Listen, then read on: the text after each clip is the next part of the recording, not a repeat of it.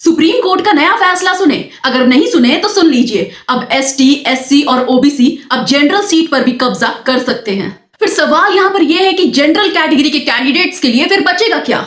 Supreme court ने तो साफ कह दिया, अब जनरल सीट ओपन कैटेगरी है। इसका मतलब यह है कि अगर कोई रिजर्व कैटेगरी का स्टूडेंट जनरल कट ऑफ से ज्यादा ले आता है तो वो जनरल सीट में काउंट होगा। इससे जनरल सीट के स्टूडेंट का जो अवेलेबल सीट है वो और भी कम हो जाएगा जनरल वालों के लिए। इतना सब होने के बाद जनरल कैटेगरी के लोग रोड पे उतर गए हैं विरोध के लिए। एक छोटी सी कोशिश कर रहे हैं अपनी तरफ से, पर आप और हम दोनों बेहद अच्छे से जानते हैं कि इन सब का कोई मतलब नहीं।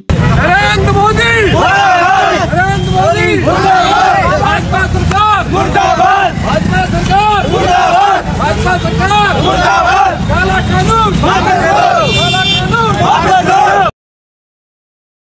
आजकल के इन्फ्लुएंसर कैसे होते हैं? 2-3 ट्रांजैक्शन वीडियो बना लिए, रील बना लिए, डांस वांस कर लिए, लेकिन पूरव झा जैसे क्रिएटर्स हमें सिखाते हैं सवाल करना सिस्टम से। हाल ही में पूरव झा का एक वीडियो आया है जिसमें वो शो कर रहे हैं पॉलिटिशियन का सच्चाई, लेकिन शायद कुछ हेटर्स को वो बात हजम नहीं हुआ, बर्दाश्त नहीं हुआ, जिसके बाद पूरव झा को ध्रुव राठी के साथ ट्रोल करना शुरू कर दिए, ये कहकर कि ये तो इसका चमचा बन चुका है। इस बात का कोई मतलब नहीं बनता है, हम और आप बहुत अच्छे से जानते हैं। ऐसा मेरा ओपिनियन है कि हमें ना पूरव झा जैसे क्रिएटर्स को हमेशा सपोर्ट करना चाहिए, क्योंकि जब सारी दुनिया सेफ खेल रही हो तब वो सिस्टम को आईना दिखाने में लगे हैं। विक्टिम क्या जाने रेपिस्ट का क्या होगा, जेल मिलेगी या अगला नेता होगा, सड़कें खुदी तो हेलमेट से भी क्या होगा, टैक्स भी दो घूस भी दो, महंगाई की लात अलग से ऑल एज है, अरे भैया ऑल एज है, अरे चाचू ऑल एज है, अरे भैया ऑल एज है।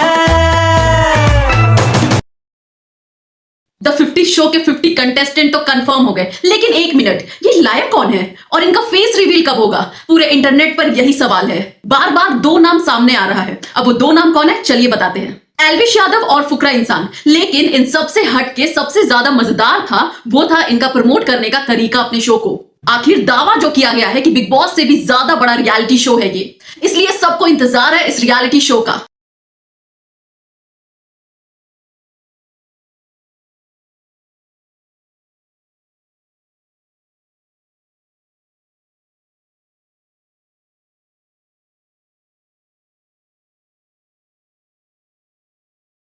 जब हम स्कूल जाते हैं, कॉलेज जाते हैं, तब हम सिर्फ इंसान से दोस्ती करते हैं, उनके कास्ट से हमें कोई मतलब नहीं रहता है। लेकिन यूजीसी का जब से नया नियम आया है तब से हमें मजबूर किया जा रहा है कि हम कास्ट देखकर ही दोस्ती करें। एसटी एससी एक्ट इसलिए आया था ताकि भेदभाव को रोका जा सके, लेकिन ये तो धीरे धीरे बदला लेने का हथियार बनते जा रहा है। हाल ही में एक केस सामने आया है जिसमें एक जनरल कैटेगरी की लड़की ने अदर कैटेगरी के लड़के का प्रपोजल एक्सेप्ट नहीं किया। तो उसके साथ क्या हुआ जानना चाहेंगे? उस लड़के का शायद ईगो हट हुआ होगा, उस मासूम लड़की पर एसटी एससी एक्ट लगाकर उसे जेल भिजवा दिया। हमारी सरकार कहती है कि देश प्रेम बढ़ाओ। कहां से बढ़ाए हम देश प्रेम, जब आप एक कैटेगरी को स्पेशल पावर देते हैं और दूसरे को डर में रखते हैं, तो कहां से आएगा देश प्रेम?